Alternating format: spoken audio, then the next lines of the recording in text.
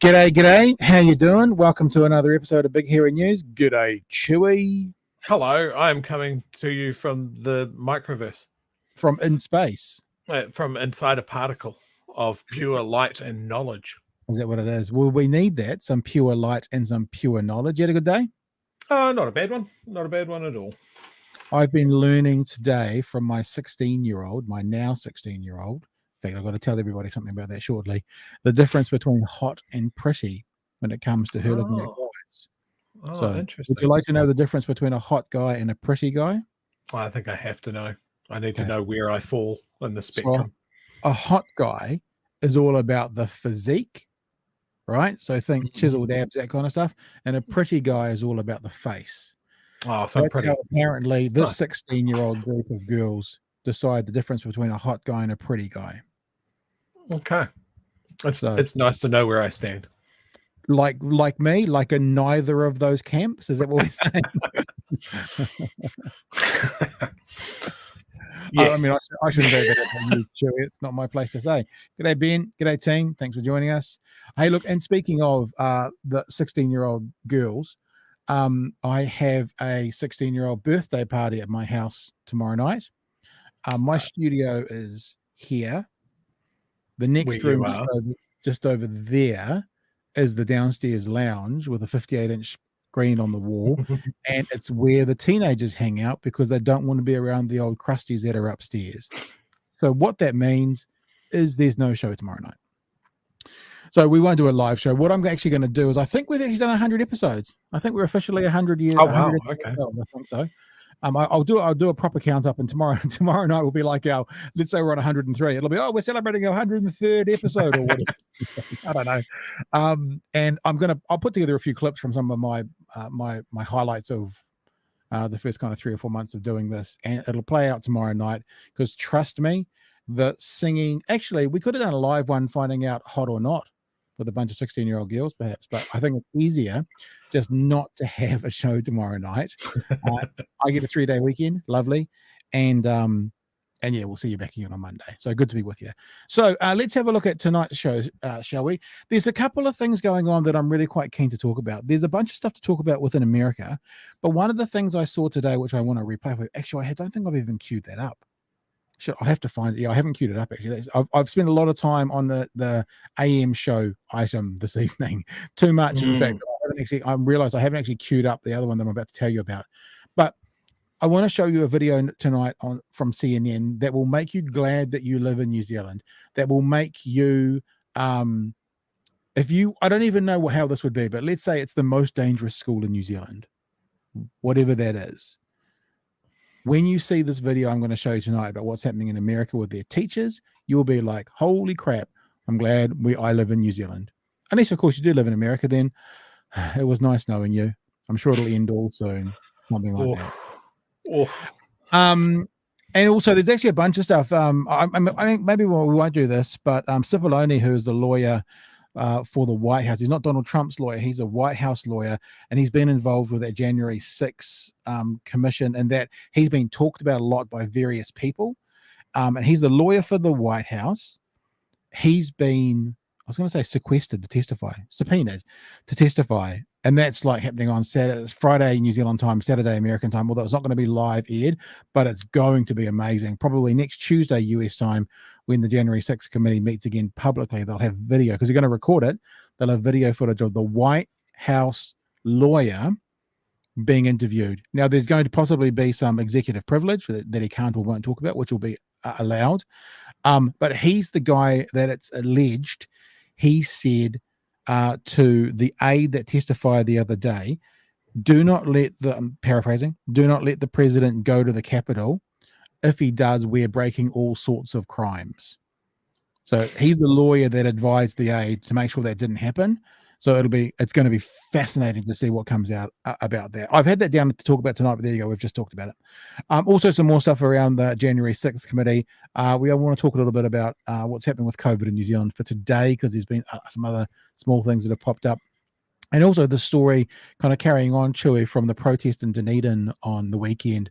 Accusations of threats and standover tactics to some of the people who were involved in the protest by some of the people who the counter protest, the Dunedin, the good guys, from the other side, from the Freedom campers. I can't even remember the name. Freedom campers, the Freedom and No Authority people, the Freedom and No.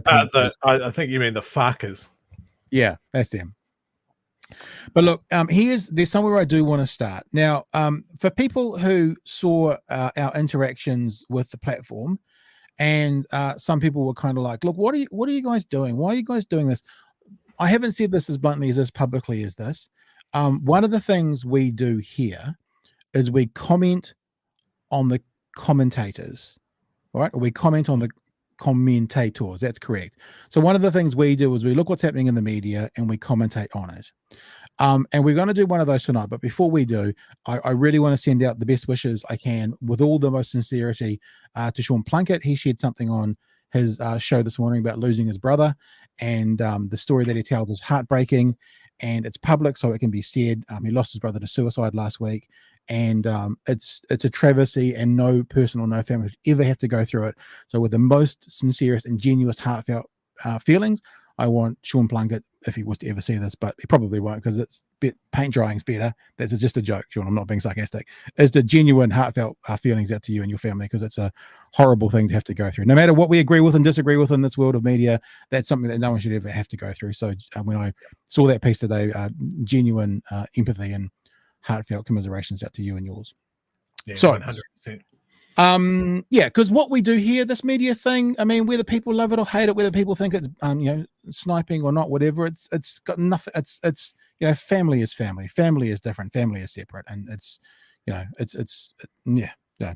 just heartfelt wishes. That's all we want to say. Okay, so last night on the show, I don't know if you saw it or not, Chewy, or caught any of the clips, where David Clark on talking about the Grocery Commission. The Grocery Commissioner, this new position they're going to start up, which basically means there's going to be a grocery commissioner. There's going to be like a czar. That's a word I'm going to keep using. A czar, who is sort of someone who's going to run a department that's going to look at the duopoly and what's happening in the supermarket world, to keep an eye on it, to basically not allow mafia standover tactics to be used by a duopoly, sort of abusing their duopoly and working together illegally to artificially inflate prices to the detriment of those of us, the rest of us. Yeah. There's also going to be a new code of conduct introduced, and basically they're going to be a person or a department that the public can go to when they want clarity, but they're also going to be a person or a department that's going to hold the government to account as well. So the government is going to set up a series of things they're going to do, and then this commissioner is basically going to be there to go, well, do them. And they're going to be able to hold the government to account as well for doing what they said they're going to do. So that's the Grocery Commissioner. Now, I guess some people, I won't say a lot of people, they're always going to be the, bloody bureaucrats and that kind of stuff. But the Commerce Commission released a report in March about the super profits that we know so much about now. Now, if you think about that, March, April, May, June, we're in July. Within 4 months, the government's come up with something. I mean, I don't want to say it's a solution. I guess time will tell whether it's a solution or not, but they've come up with something concrete that they're going to try and do to help the cost of living and to help kind of moderate or keep an eye on what's happening in those supermarket areas, to help us, the citizens, all of us. And funnily enough, even to help you if you didn't vote for them. It's to help everybody, right? So this morning on the AM show, David Clark went on the AM show to talk about the Grocery Commissioner, and I want to have a look at it. We don't actually normally play the introduction when we play videos from other media outlets. We typically just play the content and then we say what's going on. But if I'm honest, the standard of interview in this instance was so abysmal. I think we need to start from the beginning and go through it piece by piece. In fact, what we'll probably do is play most of it, if not all of it, and then come back and talk about what's just happened. Yep. We will probably stop up part the way through. And Chewy, as always, shout out, stop if you want to say anything. But like the very first two sentences offered by Ryan Bridge, okay? Remember that we have a Commerce Commission report that identified these super profits. Now, for those who still aren't clear, super profits are profits above the profits. So about 5.5% is the usual profits made by a supermarket. In New Zealand, the report says they're making about 12.9%. So if they were making 5.5%, they'd be making about $1 million a day profit. But at making 12.9%, they're making $1 million a day on top of that profit. That's what they're calling the super profit. So they're not saying businesses can't make profit. They're saying you're taking advantage of this duopoly. You're almost, whether it's official or unofficial, working together to keep prices artificially high, and you're raping the population of their money. You're taking it out of their pockets, and they're trying to do something about it. So basically, that's why monopolies get broken up when they become almost an essential service, and then they fleece the community. Even though there's a duopoly, there's two companies, it seems like they're kind of, whether it's officially behind the scenes or unofficially, a little, wink, wink, nudge, nudge, operating like it's almost a monopoly to the benefit of both companies and the detriment of the public. Right. So we got all that. Is there anything I've missed there, Chewy? Is that a fair? No, I think that covers it. Covers it. So we're going to stop this straight away because I just want to hear from you the introduction by Ryan Bridge, the very first two sentences. You ready for this? Here we go. Supermarkets under attack this morning as the government accuses them of making super profits. Okay. So Ryan Bridge's introduction is the supermarkets are under attack and there's an accusation of super profits. So accusation is like allegedly. This is alleged and the government is doing it and the supermarkets are under attack. I mean, that's really weird framing. Yeah, I know. Like, with all the talk of the cost of living crisis and all of that sort of stuff, it's weird that he takes that position straight out of the gates. I know. First two sentences. And so supermarkets are under attack. So the consumers aren't under attack by being fleeced for double the profits that what is considered fair in a world standard. It's not the people being under attack. It's the supermarkets under attack by the evil government. Okay, let's keep going. Soon, there will be a grocery commissioner who can be complained to. Anyone can complain to if prices are unfair. Stumbled a bit over that, almost like he wasn't quite prepared to explain what the grocery commissioner was because he had so much other things to say about how terrible this idea is from the government. Yeah. Buying fresh fruit and veggies is chewing up more and more of your budget, with prices rising 18% in March compared to the same month the year prior. The Minister of Commerce and Consumer Affairs is David Clark. He's with us this morning. Minister, good morning. Good morning, Ryan. You have said previously that you are trying to rein in the supermarkets' super profits.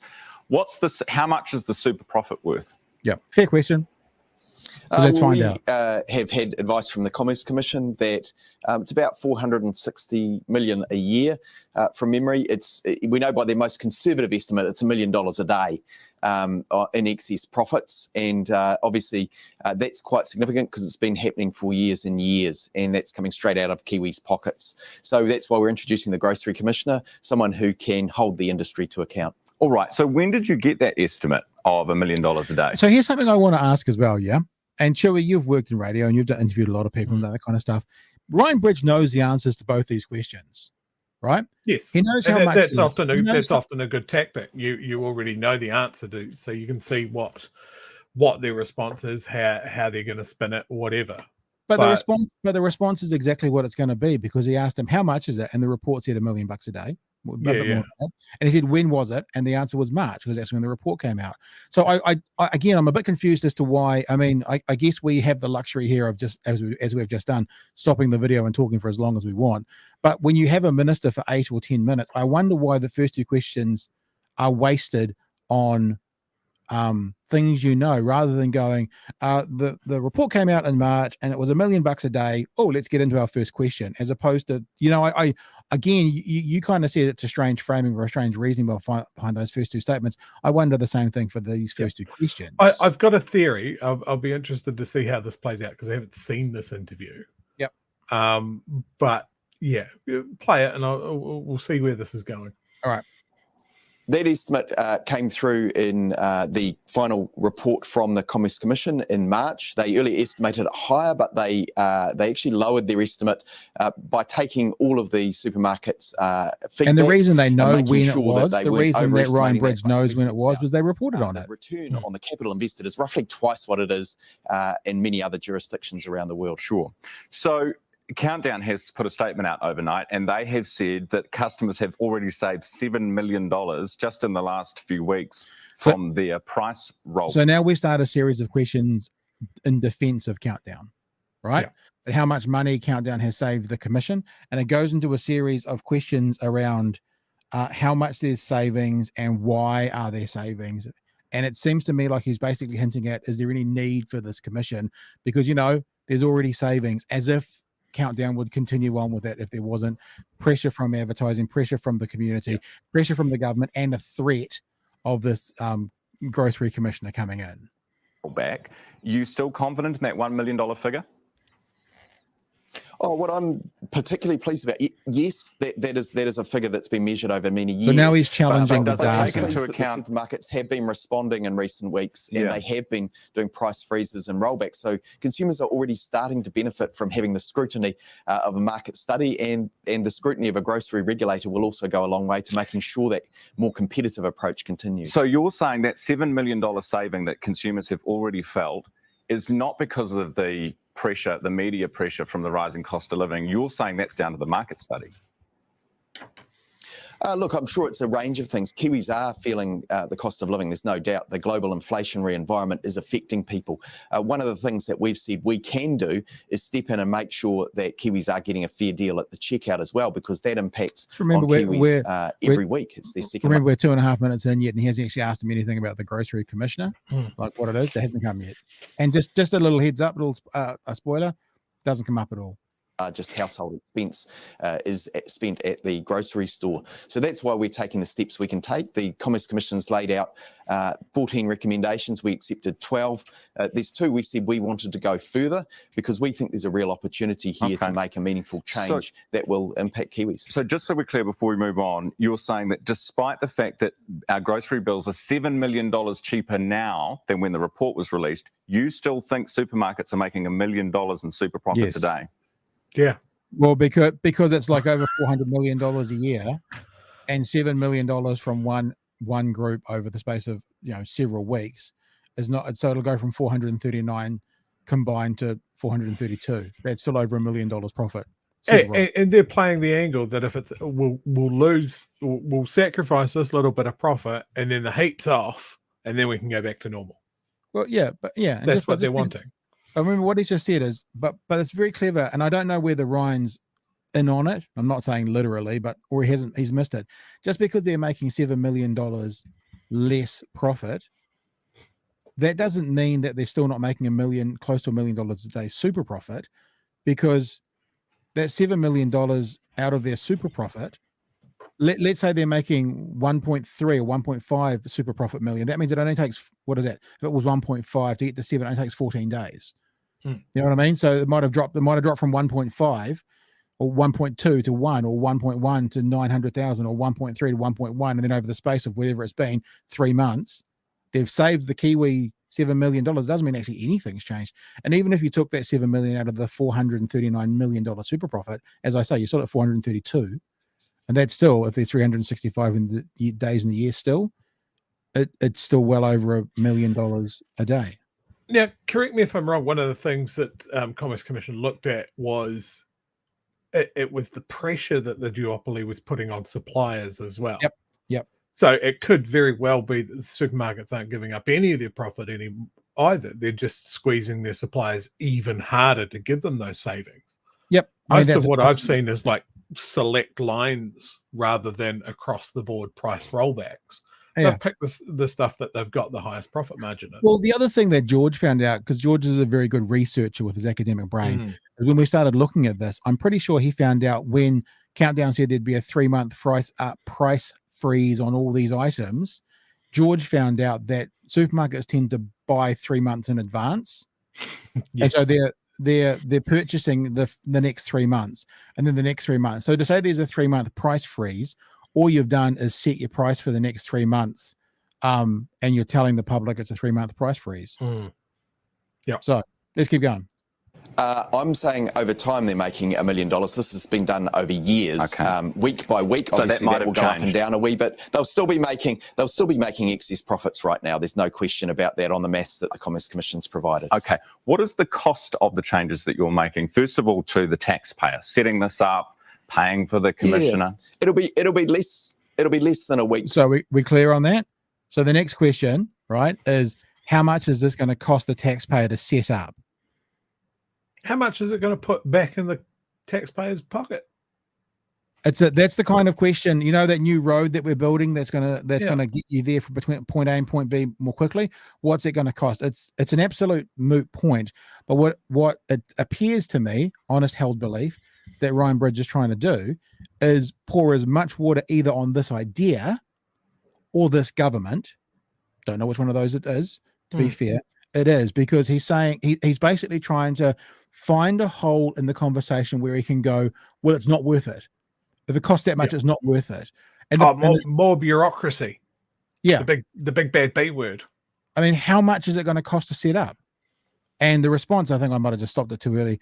David Clark says, less than the cost of 1 week of super profits, which I thought was a very good response. Good answer. Super profits is my best estimate at this stage. We're going to go for ongoing costs so in $7 the million. upcoming budget, but it'll be less than a week's super profit. They're getting $1 million a day, so that gives us, if we start with a budget of around $7 million, that'll be a week's worth. All right, so $7 million, which is quite a chunk of change. What about that's a first estimate, Ryan. Please, I'm not expecting that those will be the final numbers, but that's a rough. No, it's all right. Figure you've asked one. Fair. We're working with rough numbers. I understand the compliance cost to the industry. Do you know what it's going to cost the supermarkets to comply with what you're putting in place? So still not. He's not talking about the consumer yet, and he's not talking about the commissioner yet.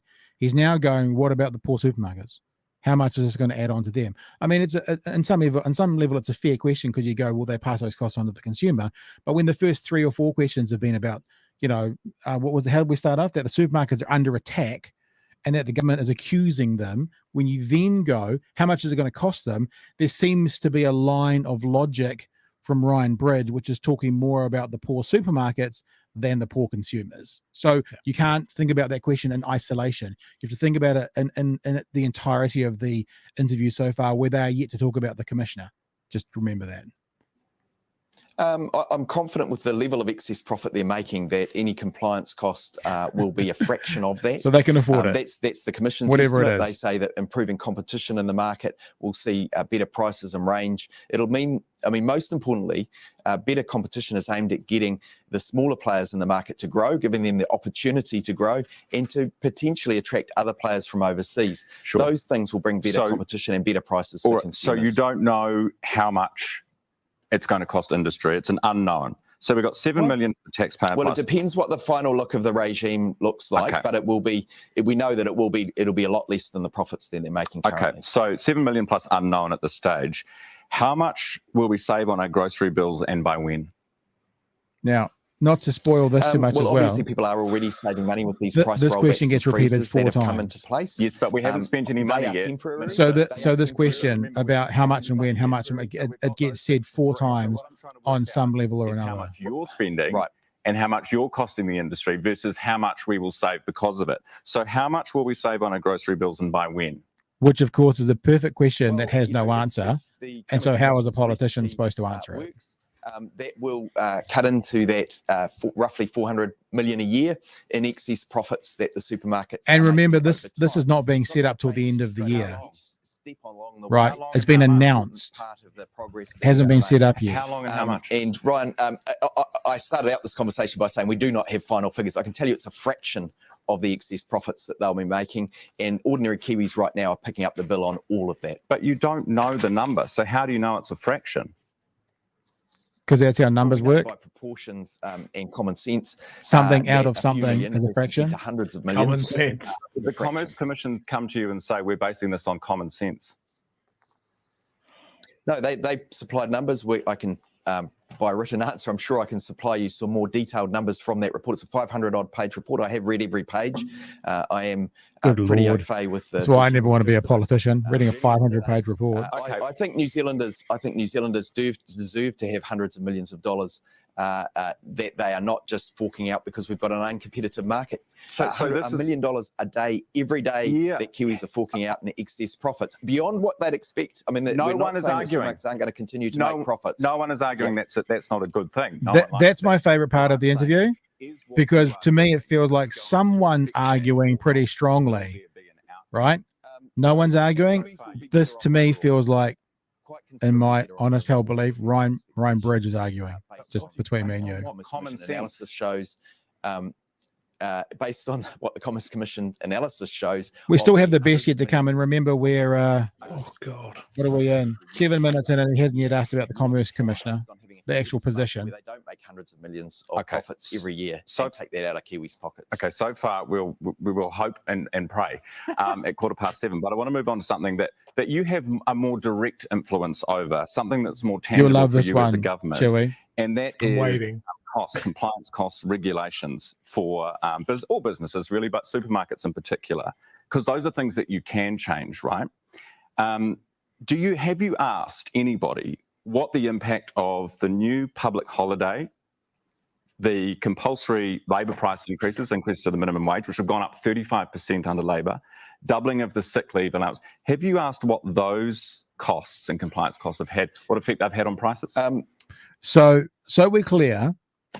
Ryan Bridge, who says that there's an attack on supermarkets, who is saying that the government is accusing them of making super profits, is now asking, those people at the bottom, the most vulnerable, the ones who can't afford the cost of living most of all, the minimum wages, have you considered how much you, Labor, raising the minimum wage is going to cost the supermarket, which obviously the connection is, which will then pass it on to the consumer?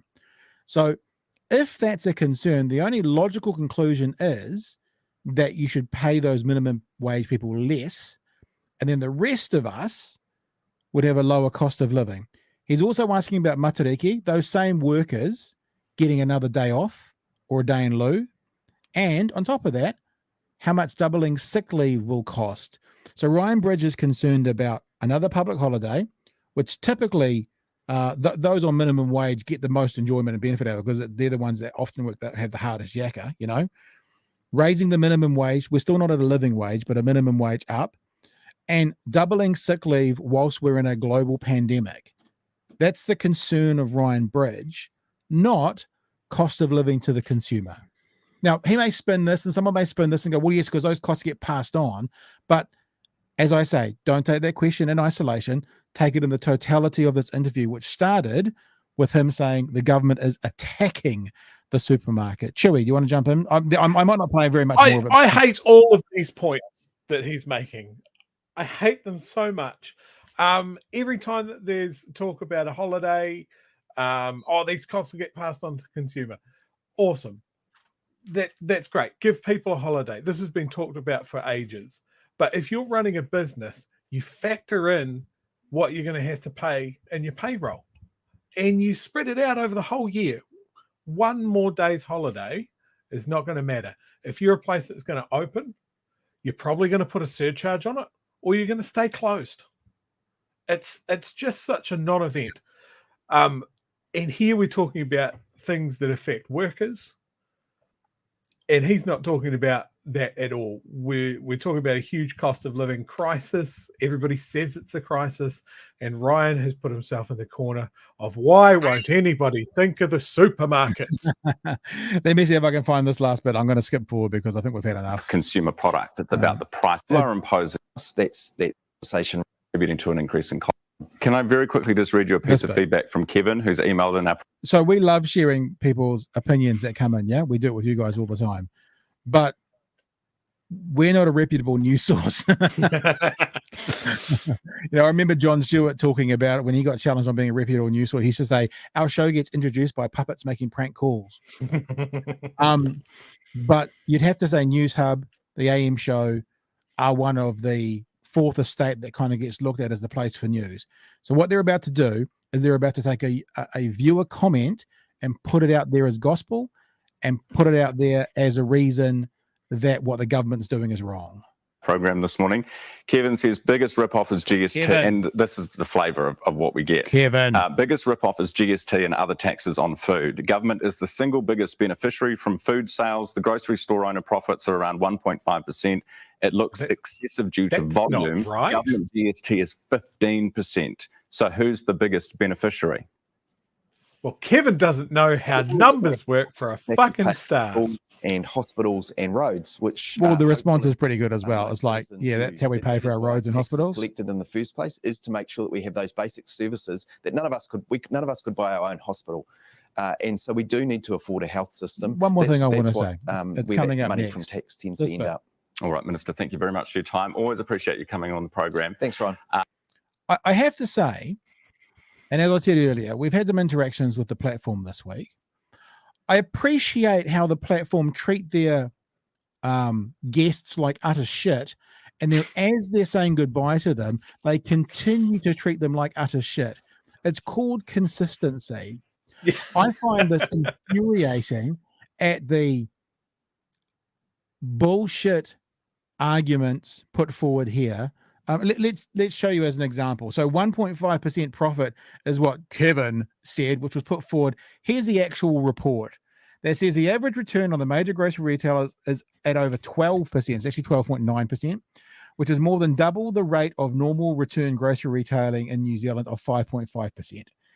So it's not 1.5%, it's 12.9%, but that just got used like it was fact, off it went. And then at the end of it, after what I consider to be a horseshit conversation full of holes, full of almost elitist, and it feels to me to be right-wing talking points about how, the poor supermarkets, as you said, Chewy, he finishes with, oh, it's so good to see you. Come back again. You're so lovely. It's like, I feel like it's the absolute quintessential example of playing broadcasting. I'm going to be firm and I'm going to be hard with you and I'm going to ask the tough questions and we'll see you later on for a sherry. It's just good game. Good game. Good game. And I got to say one more thing before this. This was my favorite part, and I'm going to replay it. Ready? My favorite part. Okay. I think New Zealanders do deserve to have hundreds of millions of dollars that they are not just forking out because we've got an uncompetitive market. So this $1 million a day, every day that Kiwis are forking out in excess profits beyond what they'd expect. I mean, no one is arguing aren't going to continue to make profits. No one is arguing that's not a. Well, the thing is, at the very start of this interview, Ryan Bridge was questioning that figure, so he was arguing it. He actually literally was arguing it. He was saying, is it still $1 million a day? That's called arguing the point. So when Dr. Clark makes a point about, the excess of profits going out, and Ryan Bridge goes, well, nobody's arguing it. Nobody. It's like, well, I don't know if Ryan Bridge understands what the word arguing means, because he's just spent 10 minutes arguing it, and at no point asked a question about the position that's actually been announced by the government yesterday. There might be very fair questions that he could have answered, or asked, but we'll never know. I mean, you may have covered this off last night. I think the turnaround on them doing, as you said, doing something about the duopoly is really impressive. I think you said 4 months. Well, the report was out in March. So, yeah. And look, we'll say again, I'm not saying it's going to work. I have no idea. But so often in politics, left or right, New Zealand, international, whatever, people sit with their thumbs up their ass for 6 months to a year. I mean, look what's happening with the January 6th committee at the moment. It's a year and a half later, and they still haven't actually come out. It takes forever to move in politics. The other thing that I want to point out is, with a whole bunch of stuff at the moment, we're talking about global inflation because of the whole fucking everything at the moment. All of these companies are still reporting huge profits. And I'm not just talking about here with the duopoly. I'm talking about oil companies, the whole works. Everybody's getting their piece. The shareholders are definitely getting their dividends, and the CEOs are definitely going to get their bonuses and that sort of thing. It's the people down the chain, the consumers and the workers, that are absolutely getting screwed. But hang on, but those workers, they're now paid an extra 20 cents an hour. Yeah, and a holiday. So they're the problem. And when there's a global pandemic on, they've now got 10 sick days rather than only having 5. Yeah. So that's the problem. That's the it just boggles my mind. Even if you're on the right wing, even if you're like purely like free market, it isn't a free market. It's a duopoly. And they haven't fixed it themselves. They haven't gone, you know what? We've got New World, and then we've got a second New World that's just cosplaying poverty, and we'll call it Pack and Save. And it's a separate brand. And you can go, it's completely different, and it's not. And you got foodstuffs doing, I forget which one it is, with Countdown, whatever, doing exactly the same thing with just pseudo brands set up everywhere. Like, the big hammer the government could do is what they did with telecom. Break it up. One of you does infrastructure, one of you does consumer stuff. Spark, Chorus, split it in half. That's the big hammer that the government can wield. And the supermarkets are just walking a line between, well, we've done a price rollback and please be good to us. And I think the setting up a grocery commission or whatever is a half step before the big hammer drops if they don't sort their shit out. And look, it raises me. We've had questions around other media groups this week, and I'm now thinking why. Because what I want to know is why that interview happened like that. What was it? And I can't not think this, and I'm not saying it's right. I have no idea, but I can't not think. And actually, I was thinking this afternoon, and I think Crazy actually has beaten me to it on here, that someone was defending their patch because that's dollars that come into that company. Yeah. And Crazy said it, top ad spenders on commercial TV. And I guess that's one of the reasons that I think about this RNZ TVNZ merger, and hoping that we get something a bit like the BBC, which then I won't be asking those questions, because if some dickhead has that conversation on a non-commercial group, I'll be going, well, that's weird. It's obviously got some kind of something, but at least I'll know it's not for a commercial return. Whereas in that instance, I wonder if straight after that break was the little shop for New World advert coming up. And I'm not even brought to you by Pack and Save. I'm not even suggesting actually that anyone said something to Ryan Bridge to make him do it. But it's a little bit like Fox News hosts always say, no one's ever told me to say anything. And the point is, management don't need to tell them to say something. They just hire people they know are going to say it in a certain way. So then they never have to be instructed, because they already know this is how they communicate. And I'm not saying that there's been an employment thing made with Ryan at all, but what I'm saying, I guess, is I'm not saying he's been instructed to go hard about this issue, but I just wonder if someone who's got a fairly well buttered bread at the moment and knows where his bread is being buttered by and what there are his big advertisers in the company that he works for, I just wonder. It's not an accusation, I genuinely don't know, but because when I watch something like that, seems to make no sense to me whatsoever, that interview. Like, as I said, what do you know it was weird about the actually grossly commit the position? What do you know about it after that interview? Which is what the interview was supposed to be about. Nothing. Yeah. I have two theories about Ryan Bridge. Yeah. First of all, it's an anchorman situation. He just reads what's on the teleprompter. Empty brain apart from that. Right. So, the teleprompter breaks, we'll find out. The other idea is that it's a Ratatouille situation. And that under that hair, there's just a little rat telling him what to say. One or the other. Ben says, let's break up all supermarkets into their own businesses. Suppliers then forced to provide all products at the same cost, market demand, and then determine best business practices.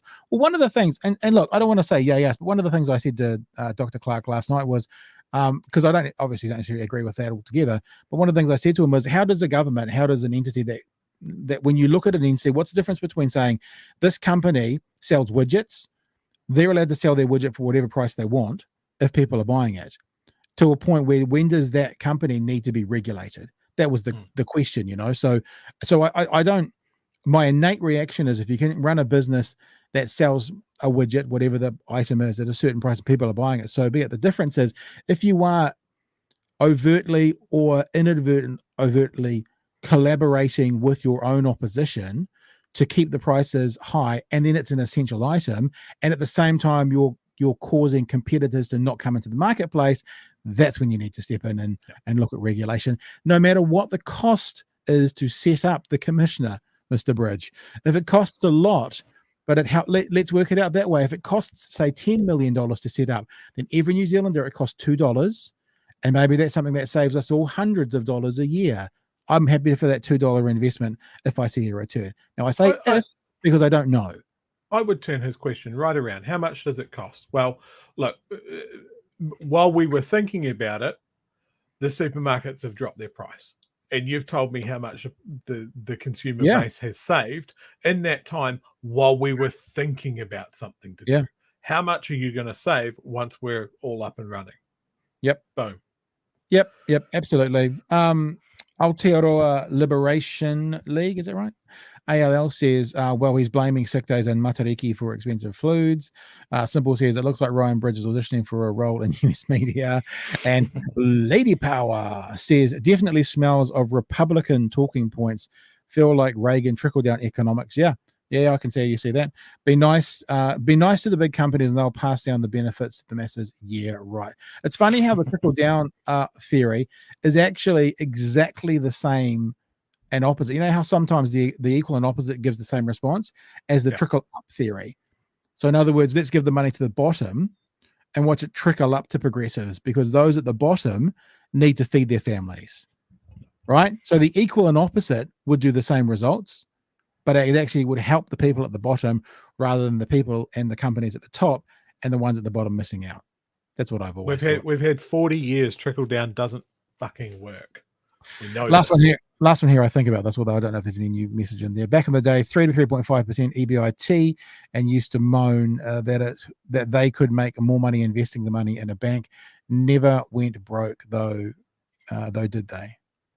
EBIT. Anyway. There's one more there as well. Carl says, it's always hollow to hear supermarkets plead their cases about margins and costs when the NBR rich list always has back and save owners on it. That's a fair point as well. All right. So there you go. There's our not daily, but certainly maybe weekly commentary on the commentators. Let us flick into another line of conversation now. I want to have a look at America, and I said at the very start of the show, I'm going to show you a terrifying video, and when you see this video, you will be glad. Earnings before interest and tax. Okay, got it. Thank you. That was that acronym we used. You'll be glad that you lived in New Zealand after seeing this. So we all know with the Robb Elementary shooting that people started to talk about hardening schools and fixing doors. Mm-hmm. Of course, those same people I think today are blaming ladders for the latest shooting. You know, we said last night, it's not people that it's not guns that kill people, it's ladders that kill people because the shooter climbed up a ladder. So, you know, using the same theory as it's the door's fault. Now it's the ladder's fault, obviously. But it seems I shouldn't say unfortunately, it's not my country, it's not my culture. But what's happening now is we're getting word that actually more and more teachers are going in and training with firearms, getting ready for the start of the new school year to be armed at school. Now, this is a simulator where teachers are going to be trained. This might upset some people because some of it looks quite realistic. It's not, it's basically a game, but I just wanted to put that out there in case you were, there's nothing massively graphic, don't panic. But if you're an incredibly sensitive soul, you might not like this idea. So what you're seeing on your screen right now, if you're listening, well, too bad, is a female teacher who's going through a 6-week-long active shooter training by the Utah Sheriff's Organization, or the sheriff, Utah Sheriff. This is what I forgot to queue up. I've now queued it up. So I'm not exactly sure what the words that are going to come out first, but this is basically teachers, right? Think about if you're a teacher or you know teachers, what do they do in January to train to go back to school or to get ready to start their classrooms again? This is what more and more teachers in America are doing as they get ready to go back to school. Katie Hopkins is in training. but not to be a cop or a security officer. Katie is a school teacher. She teaches PE and health at a middle school in Moroni, Utah. And because of all the school shootings in this country, it's just super sad that it could happen anywhere. She's considering taking a gun with her to school. You just want to make sure you're not interrupting this slide right here, because if you do, it will make it so it won't fire. Katie is taking a 6-week course in Lehi, Utah, created by the Utah County Sheriff's Office to train teachers and other school employees to deal with the possibility of an active shooter coming into their schools. Where the shooter is pointing the gun, everywhere else around them, they are vulnerable to attack. More than 40 educators are taking the 6-week-long Teachers Academy, which includes lessons like disarming an attacker. Here's Katie taking her turn. All right, you hear him breach the door. As soon as you see that muzzle breach that corner, there you go. Some of these school employees say they do plan to bring a gun to school. Some of these school employees say they... All right, So, you hear him breach the door. Notice this. Notice this, right? See where she is right now? She's currently being shot in the legs and the abdomen, because how she's pulled the gun over, it's now basically in her crotch area. Jesus Christ. The gun. This is the training that this teacher's going through to start the school year. I'll play you some more. Some of these school employees say they do plan to bring a gun to school, but it appears that most, like Katie, are still just considering it. Yep. Either way, Utah law permits it. So the sheriff who created the program says since it's allowed, he wants teachers to get the proper training. We're not asking them to do our jobs. We don't want them to do our jobs. We want them to lock down. But at the end of the day, if you confront a gunman, they are there to kill you and your students. What's your plan? And so the whole purpose of this school was to help them develop that plan. You know he's there. Stay on him.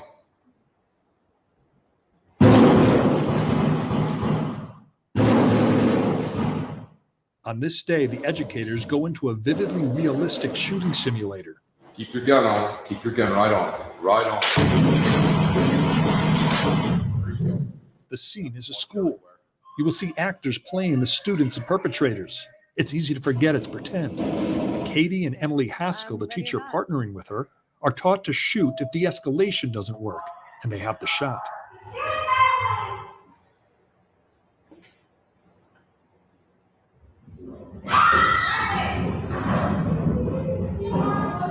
Look.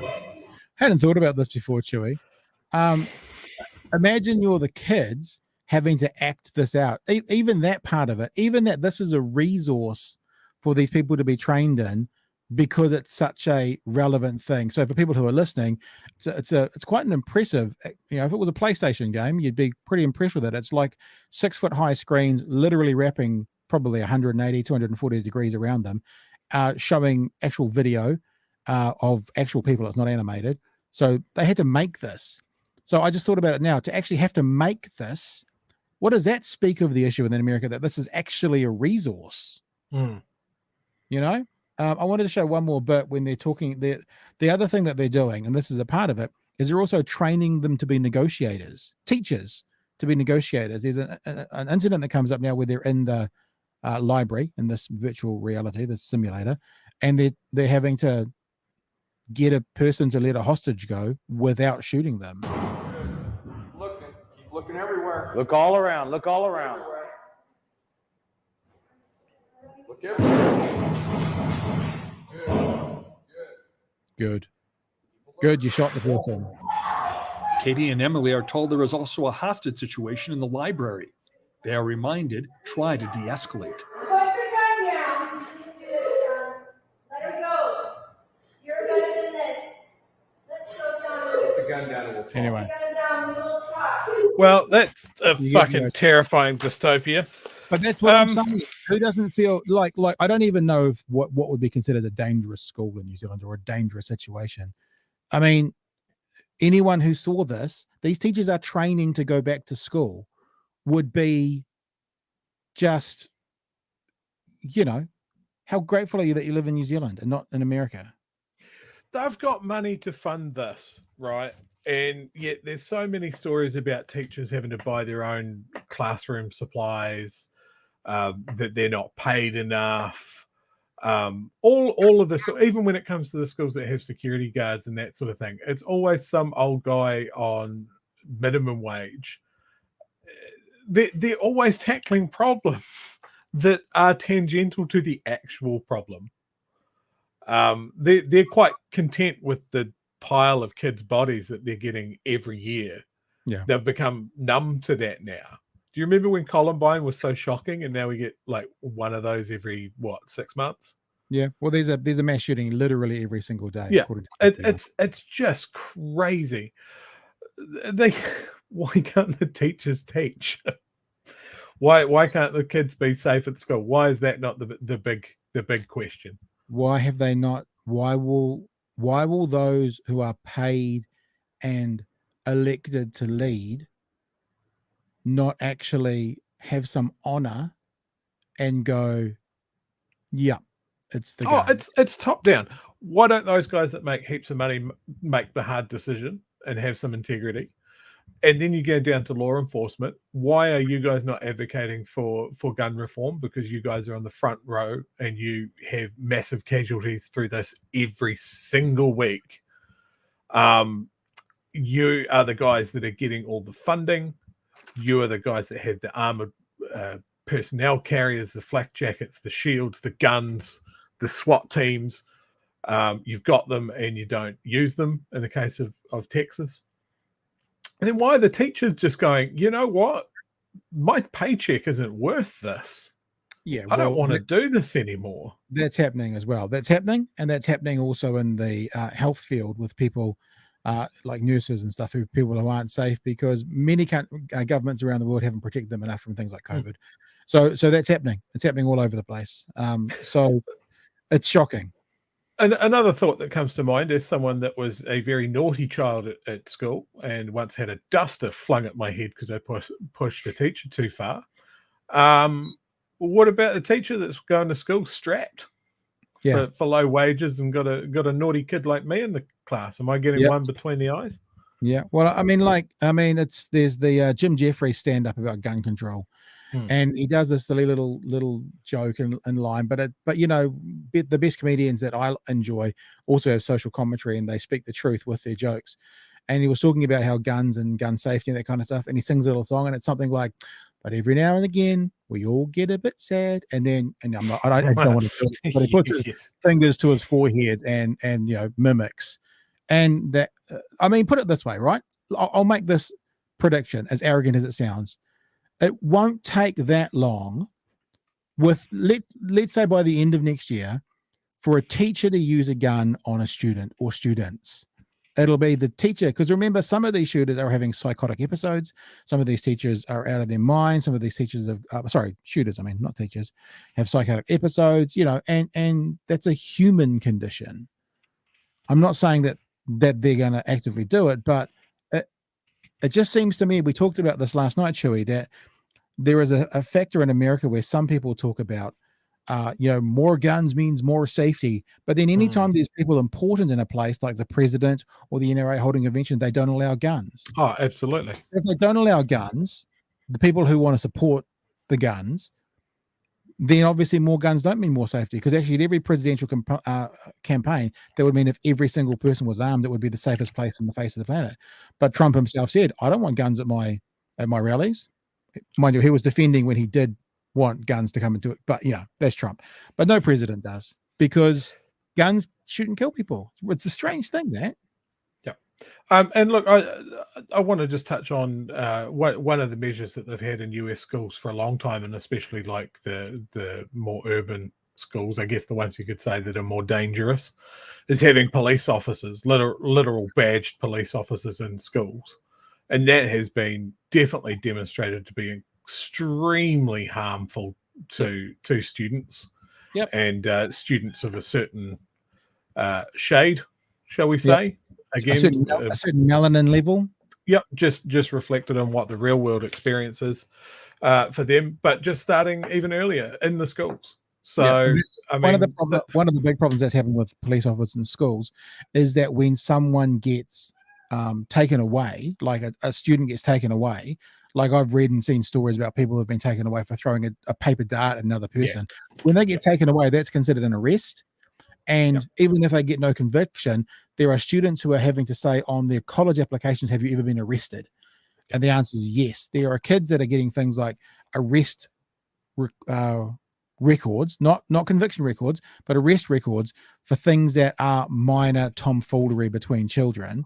And John Oliver did a very good piece on police in schools a few weeks ago, and he talked about how all the stats around the schools with police officers in them are far worse when it comes to things like violence and criminal activity, and how those children in those schools then go beyond than all the ones that don't.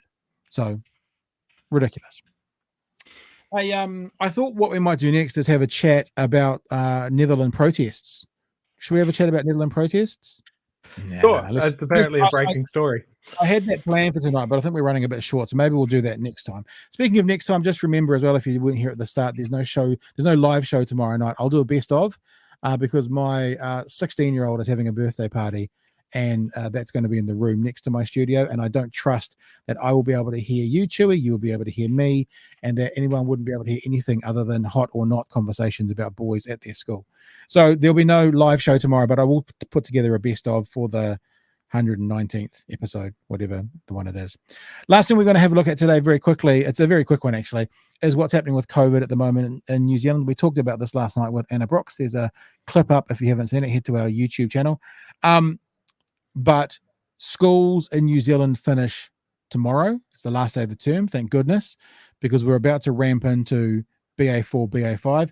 It's already starting in some places. There's a school in Auckland, I think it's in Remuera, called Carmel College, and they have today gone back to online learning because of COVID. Perhaps it's no surprise Auckland's Carmel College has shifted back to online learning. Principal Chris Allen joins us now to explain how they're making it work in these final days of the school term. Morena, Chris. Morena, Mackie. God, 10,000 cases a day. It is a really stark reminder that COVID is very much still with us, right? And you must be feeling that yourself. Well, very much so. We managed through the surge in March, and we're able to keep online learning, on-site learning the whole way through, and we've done it all year, but we've just come to the point with this latest surge, we've just run out of staff to be able to safely staff our school and keep kids on site. So this surge that we're talking about is not in the future. It's happening right now. It's happening now. There was another quick story I wanted to tell you because I was a bit shocked by this myself. Today, FM host Lloyd Burr, and I won't play all of this, and I do want to be careful because he does sound a little bit flippant about it, but he's caught COVID 3 times. Well, someone who's won that bad lottery and like the Powerball and the strike is Lloyd Burr from Today FM. Lloyd, you've had it blimmin' 3 times. What are you doing? Fair. Yeah, I know. I mean, I've got to catch them all, right? Pokemon. Yeah, I mean, it does sound a lot. It does sound a lot, but we'll let that play in the background as we sort of wrap up. Because one of the things that I think came out in this interview that each time he got it, or maybe 2 out of the 3 times he got it, he was in the UK. So it's not really necessarily a New Zealand story, because the first time he got it was like the 2020 version, and then he got it again a few weeks ago when he was at Glastonbury. I'm a little bit cautious about playing the whole thing because he's like, oh, I'm still alive, I'm fine. The point being, I don't want to put any thoughts out there that this is no worries and no issues, because as we've been hearing, 10% of the people who get COVID will end up with long COVID. That means if all New Zealanders get COVID, and I think one of our epidemiologists this week said they think possibly up to 60% of New Zealand have already had it. Doesn't mean 60% have reported, but have had it. Then that's 3 million people. Then that's 300,000 people. Now, 300,000 people for any kind of health issue is massive and significant, especially because it could go on for years and years and years for those people. If every New Zealander ends up getting it, and like I'm doing what I can for that not to happen in my little bubble, neck of the woods, that'll be 500,000 people with some kind of long COVID issue. From the most serious, I've heard stories of young people who can't walk, months later after getting COVID, through to perhaps I've heard of people who have got ongoing headaches and that sort of thing. But something could affect 500,000 New Zealanders if everyone gets it, but let's say 300 to 400 to 500,000 people. So I'm never going to minimize it. I think, unfortunately, every now and again, it happened with Beauden Barrett when he came back from having it as the All Blacks. He was like, oh, yep, I'm fine. I got through it. It wasn't too bad. And I'm like, yeah, for you, but we don't want the message to go out being it's not too bad, because the message that should be going out is please let it be not too bad for you, But for some people, they're hospitalized. For some people, it affects them literally for the rest of their lives. For some people, it's the worst, not flu, but flu type symptoms they've ever had, and it lasts a couple of weeks, and it's just if you sneak through with an easy one, God bless you, more power to you. I hope that's everyone, I really do. But I'm always a little bit reticent to put out, commentary like, oh, no, I'm fine. There's no problems. I'm fine, because it is a problem. And it's a problem because it's a global endemic now. And we just don't want to take it too lightly. I mean, I saw a story today that touched on the fact that each time you get it, the chances of it being more serious or being something that you get hospitalized for go up by about a third. Wow. And I guess anecdotally, two of my friends just here in Dunedin who have up until this point managed to avoid it. One of whom's a teacher, another one works in retail, mainly in an office, but we'll give them a pass. They've both avoided it up until now. Are you saying they've got it now? They've caught COVID this week. Stinks. And you know me, man, I'm frontline retail, always have been. And I haven't got it yet, and I touch wood, I just keep on wearing my mask and that sort of thing. But even just this week alone, just looking at the amount of customers that have come into my store that are really blasé about their masks or don't even have them, and do we still have to do that? Do we? I think this is going to catch a lot of people flat-footed. A lot of people. Yeah. And look, I said last night that I was going to speak to the principals at the schools that my children go to. And I did that today. And I have to say, after speaking to one of them in particular, obviously I'll never identify which of the schools, it was really interesting to hear how they feel let down because of the government's inaction to be clear. Like in the first 12 months of the pandemic, the government, and for a school, it's via the Ministry of Education, were like, these are the rules. In the second year, the government has been saying things like the latest advice from the Ministry of Health that we talked about last night are urging people to wear masks. And, that's like saying we urge you not to smoke. Plenty of people smoke. We urge you not to drink excessively. Plenty of people drink. In this instance, when there is a surge here, remember what these teachers have just said. In fact, just to back that up, Lady Power says my daughter's school has been at home learning since last Thursday. That's Auckland as well. Too many ill teachers. So this is not something that's coming in the next, it might get worse in the next few weeks, but it's something that's here now. So because it's something that's here now, I think I haven't been too harsh on schools, but I have been saying, stop kicking it down the road. But the vibe I got today from principals, a couple that I spoke to, I didn't actually speak to two principals. I spoke to senior management and a principal, was we wish we could, but we're sort of duty bound to follow the ministry's lead. In fact, the principal I spoke to, just to back this person up, was like, I'm sitting in my office right now speaking to you with a mask on. So they're on board, right? Yeah. But they're sort of duty bound. And I know that there's other schools in Dunedin that were enforcing masks who are now currently not. So it will be very interesting to see what happens. School finishes tomorrow. School holidays might be a bit of a breaker system. But I think from my anecdotal research of two schools, that schools are actually saying, government, step up to the plate and make a decision. This grey area is not helping. And that's what we've been saying since we went into orange.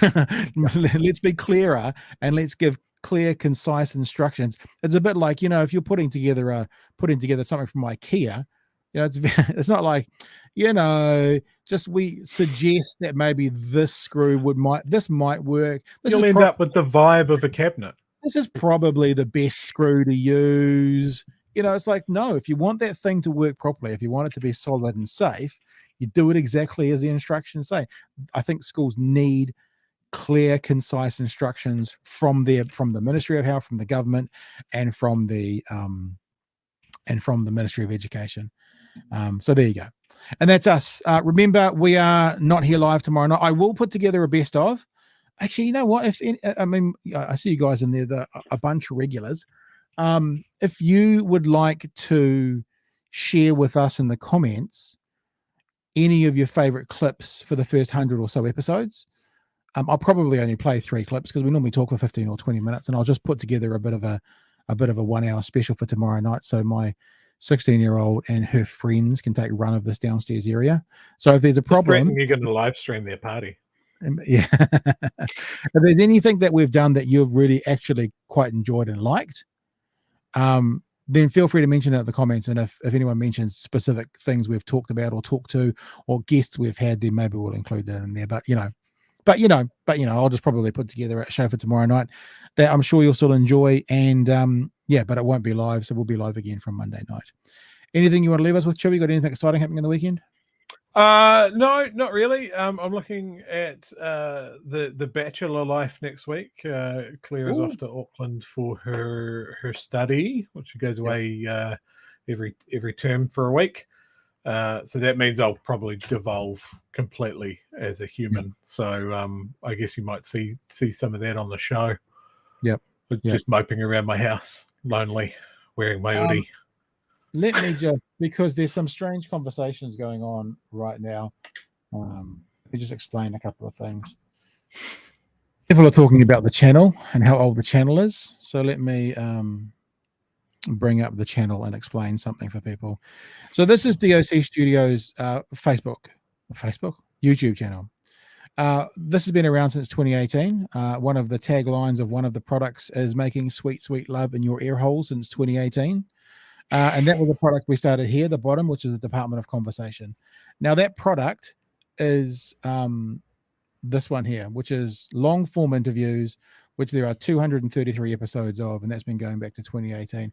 All sorts of interesting, famous, academic, rich and famous people on there, whole bunch of Department of Conversation clips. That's where DOC Studios came from. So that's been going since 2014. What we're doing right now, the product called Big Hairy News, has been going since, I think, the day before March. Yeah, I think it's whatever that was, the last day of February, I think, is when we started. I think you spoke to me about it just before Christmas is I think an idea that you had on the brew. And then there's other products on that page as well. I did some work with Case Muse and made some products for him he did like a rugby chat thing, and I enjoy talking to flat earthers. So there's a couple of reaction videos on there. So there's a whole bunch of, and there's another product called Elephant TV, which is a debate series.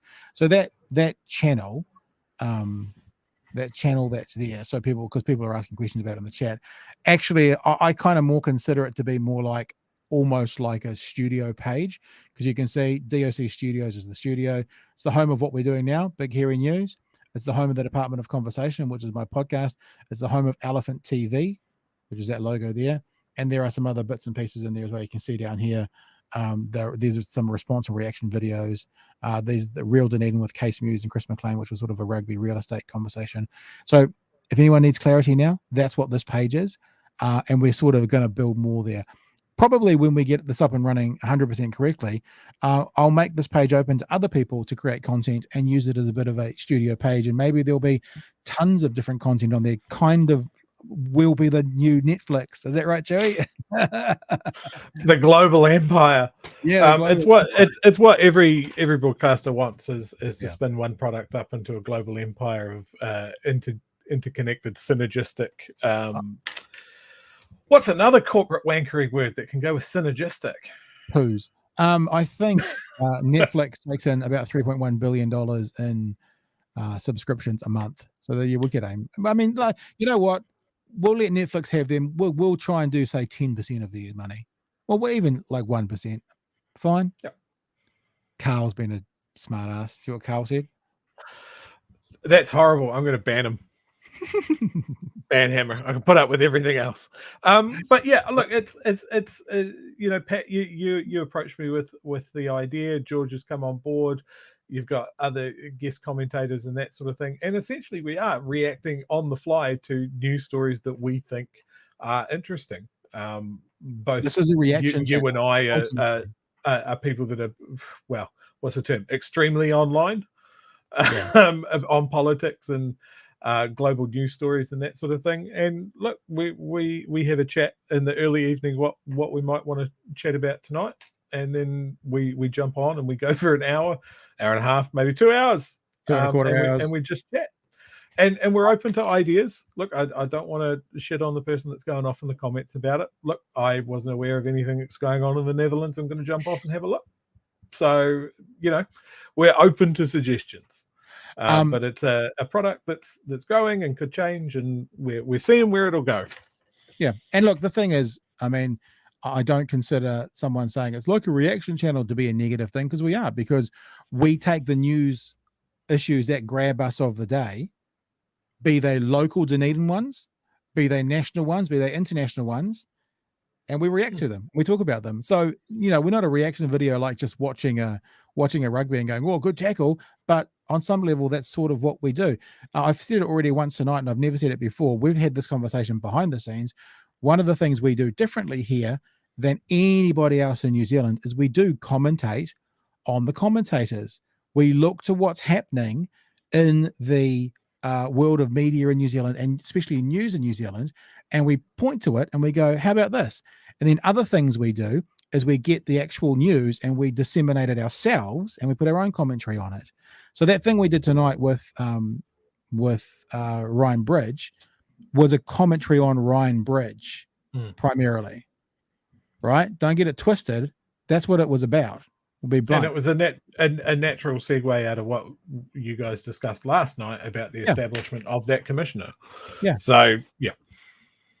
And that's what we're doing. And the thing is, I mean, there are some much more professional people than us doing it, like Media Watch on RNZ, but we're doing it our way. And hopefully people will like it and join on board. And if you don't, then you got rocks in your head. But you know what? Look, this is something else, Chewy. And look, I'm kind of pulling back the curtain here. We probably shouldn't do this.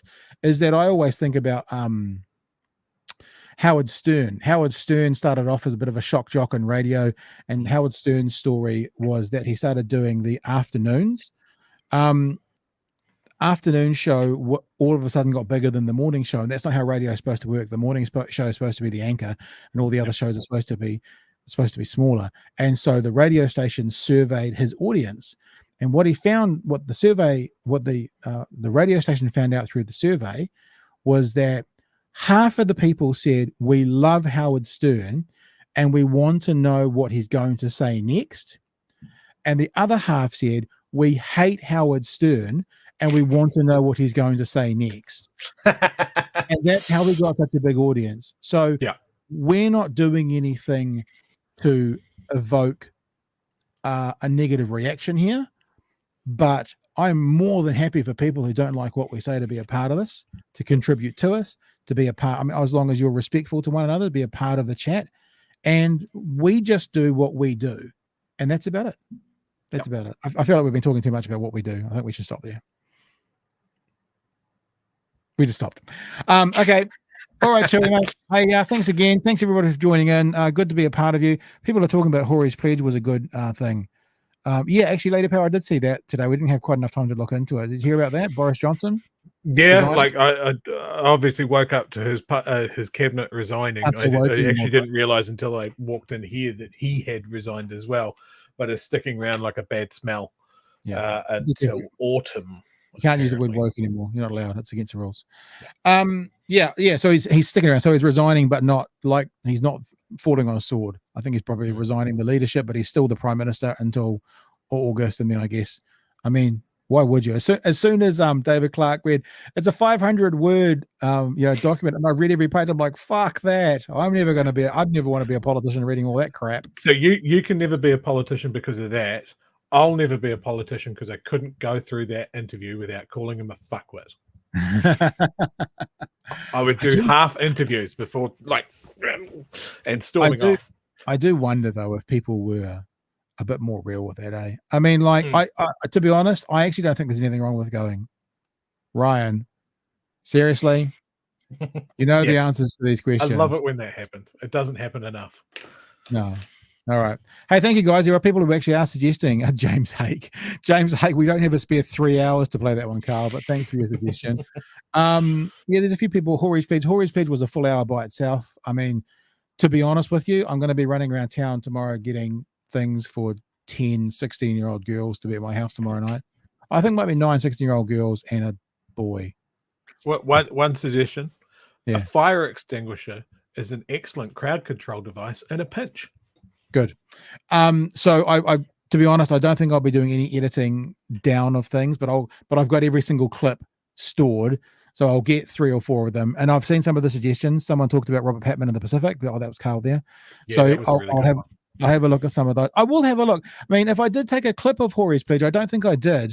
Like if there was any moment where I took like a 10-minute bit out of that and used it as I would put that in, but I don't think I did. I think when I do those specials, I think I pretty much just leave them as they are. Like I did no clips of the James Hake one, and I don't think I did any clip with Anna Brooks when we did an hour and a half just on, kind of talk back, getting questions and stuff. I don't think I did clips of those. So, and I'm sorry, but I said to you guys yesterday that the day before I was in the studio for 7 hours, and still not earning us anything yet. So I won't be doing any editing tomorrow like that, but I will see what I can do, and I'll see what I can find. And we'll be up tomorrow, and hashtag share our shit. And thanks for coming, and happy birthday to my 16-year-old. And thanks for giving me a night off, love. It'll be good. And Chewy, we will talk to you when we talk to you. All right. Absolutely. All the best, team. See you later. Hooroo.